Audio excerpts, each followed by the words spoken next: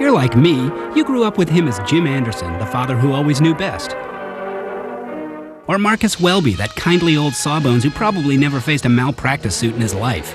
Yep, Robert Young was the picture of old-fashioned all-American values, wasn't he? Wasn't he? Well, okay, maybe he wasn't. Now, just a minute, gentlemen. I can prove my identity. What we forget is that Robert Young made over 100 movies before he became America's dad on TV. Movies in which he played everything from a dutiful son You're going to take this medicine and like it. to a vain matinee idol I've got to give you a few pointers on how to behave as a movie star. to a ladies' man I didn't realize it, but I guess I've always wanted to meet a girl like you. to a two-timing louse. I should have known it'd be like this. You're about as dependable as a 4-year-old child. You can turn back if you like. Maybe you'd like it better with Trenton. He probably doesn't swim at all. Young had a dark side to his persona, all right, but I guess he was smart enough to keep it out of prime time. When he first hit the silver screen in the early 30s, it was Young's easygoing manner that made audiences and studio execs take notice.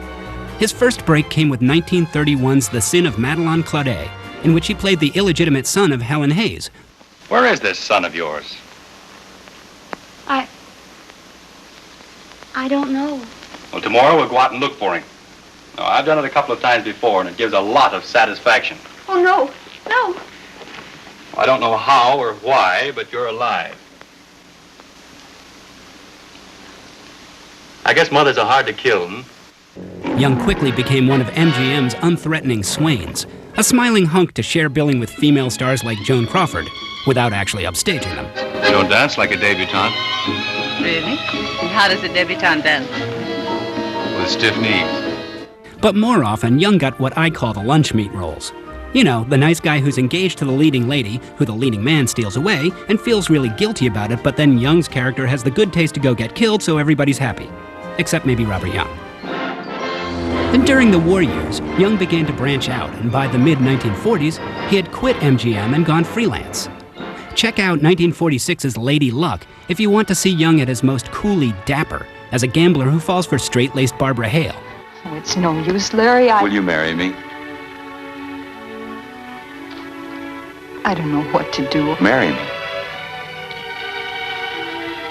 Go away, please. If you won't marry me now, at least give me another chance.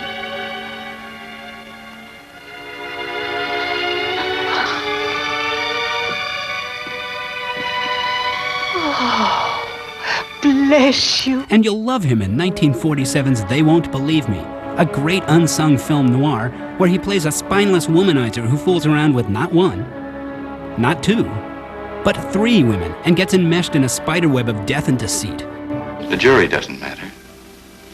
Or the judge. Or the people in the orchestra seats. Or even you, Skipper. I listened to my story. I brought in my own verdict. By 1949, the film roles started drying up, and Young turned to radio with a little series called Father Knows Best. When TV came calling, the actor was set for life.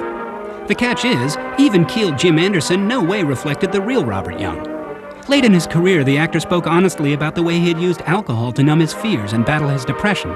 He later went on to become an eloquent spokesperson for the recovery movement. To TV viewers who knew him only as Bud and Kitten's dad or that nice Dr. Welby, it was a shocker. But when I watch his movies, I can feel that same thoughtful honesty no matter what kind of role he's playing.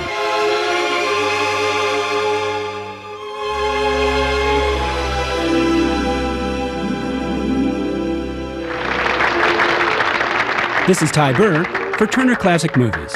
See The Sin of Madeline Claudet.